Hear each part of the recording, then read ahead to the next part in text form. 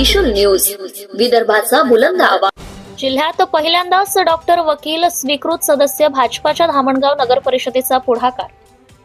विदर्भातील एकमेव 20 भाजपा सदस्य निवडून आलेल्या धामणगाव नगर परिषदेमध्ये जिल्ह्यात पहिल्यांदा वकील व डॉक्टर यांना स्वीकृत सदस्यांमध्ये बहुमान मिळालाय।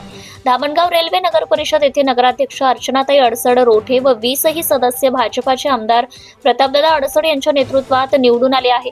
स्वीकृत सदस्यांसाठी अनेक ठिकाणी सामाजिक कार्यकर्त्यांची निवड होते, मात्र धामणगाव नगर परिषदेने एक पाऊल पुढे टाकत ॲडव्होकेट रीना मनोज व्यास व वैद्यकीय क्षेत्रातील प्रसिद्ध असलेले डॉक्टर असित कुमार पसारे यांना स्वीकृत सदस्य म्हणून बहुमान दिलाय।